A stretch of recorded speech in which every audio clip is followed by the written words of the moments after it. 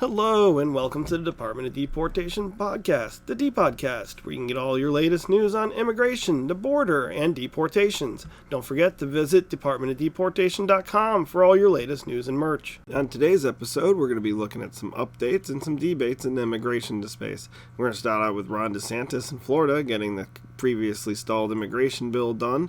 We're going to look at Trump's popularity, which is soaring due to the current immigration policies.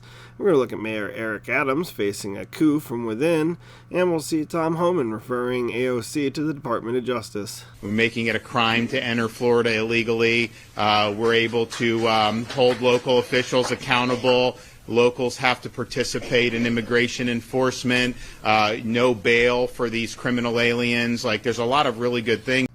So, as we see in that clip, Ron DeSantis and the legislature put their arguments aside and got it done on the immigration bill, as much as can be expected with a compromise. First off, they made it so that being in Florida as an illegal immigrant is illegal. So if you get caught, you're going to go to jail and you're not going to have bail. He's also requiring that local law enforcement and officials comply with ICE and help out. They are required to have the ICE checks at all the jails and all their detentions. In addition, we also saw that Florida is no longer going to be giving college tuition to illegals, which doesn't make sense anyways. Why would taxpayer money be going to fund illegals' educations? In our next clip, we'll see Mayor Eric Adams of New York City facing possible removal and an internal coup, all over him getting nice with ICE. Deputy mayors and Mayor Eric Adams' administration have officially resigned. This comes after they raised concerns over growing controversy of allegations that Mayor Adams agreed to a quid pro quo with the Department of Justice to get his criminal case dropped. First Deputy Mayor Maria Torres Springer, Deputy Mayor for Operations Mira Joshi, Deputy Mayor for Health and Human Services Ann Williams Isom, and Deputy Mayor for Public Safety Chauncey Parker all submitted their resignation letters today after Adams spoke with them Sunday in an apparent attempt to sway them from leaving. Mayor Adams issued a statement saying, quote, "I am disappointed to see them go, but given the current challenges, I understand their decision and wish them nothing but success in the future." The deputy mayors will stay in their roles for now to ensure a smooth transition when that time comes. So, although they're trying to blame the rift on, the charges and them being dropped, that's actually not true. If they cared about that, when you got charged in the first place, they would have removed him. That's not what it's about, and that's not what the quitting's about. It's about him getting nice with ICE, him allowing ICE in Rikers Island, and him allowing any city employee that feels threatened to allow ICE into the buildings. That's what they're doing it for. Now let's compare his recent actions to, say, a mayor in Milwaukee. The Milwaukee Police Department is not immigration police. It's not ICE. Right? That's not the city's responsibility. That's a federal responsibility. And so the city does not engage, the police department does not engage with ICE on a routine basis. Folks are here. They are integrated into our economy, as you spoke about. And in Wisconsin, we've got a three-legged stool for our economy. It's agriculture, it's tourism, it's manufacturing, and each of those is impacted by immigration, each and every single one of them.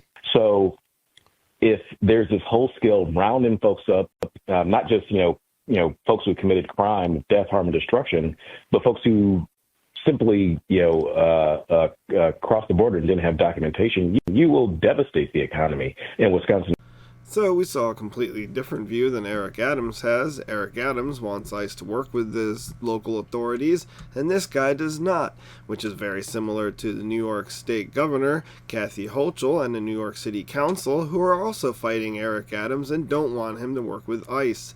We'll see that's deeply unpopular, and the American public wants to see deportations. They want to see a secure border. They want the criminals deported.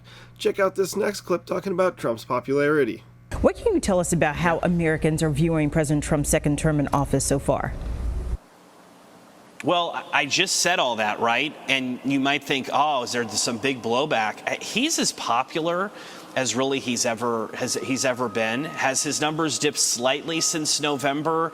Yes, in some of the polls, but in many polls he's still above 50%, which is substantially higher than where President Trump was throughout his first term, and substantially higher than where President Joe Biden was for the majority of his term in office. Americans are, for the most part, approving of his takes on immigration. Americans are open to the concept of downsizing certain federal government positions. So there's a lot of controversy and a lot of consequence happening in the Trump administration. But for the moment, he still appears to be north of 50% in approval rating. And in this era of polarized politics, guys, that's a pretty good point. So, even as you can see on local Washington, D.C. news, which is usually really heavily left-leaning, they have to admit Trump's wins. They have to admit Trump's popularity and the popularity of a lot of his policies, including immigration. In our next clip, we'll see Tom Homan give an update on who they're currently focused on and going after. Tom Homan is the border czar, and Tom, good morning to you. When do you run out of criminal illegal targets? Well, look, we got, last count, we got almost 600,000 illegal aliens in the United States with a criminal conviction. So I won't be happy till we eradicate every one of those. And as far as TDA, we got a few more hundred TDA to look for, and we're looking for them now. They're our priority. Public safety threats remain a priority. So I'll be happy once we eradicate them from the United States, and we got a bigger population to go look for. But right now, we're concentrating on public safety threats, which is the right thing to do. Well, on the one hand, it's good to hear that our numbers on the southern border of encounters were down to just over 200 in a single day this weekend. That's insane. That's a tiny fraction of the 6,000 to 10,000 that we were seeing a day when Biden was in office. But overall, deportations seem to be on the downswing again after spiking in the last couple of weeks. We wouldn't actually even know since they haven't been releasing the ICE updates daily. That's not the open, transparent administration that we want to see. Even if they're not doing that well, we want to see what the actual numbers are. In our final clip of the day, we go back to Tom Homan, who apparently has referred AOC to the DOJ in a possible criminal investigation. I heard you talking about AOC over the weekend. Do you believe she is breaking the law?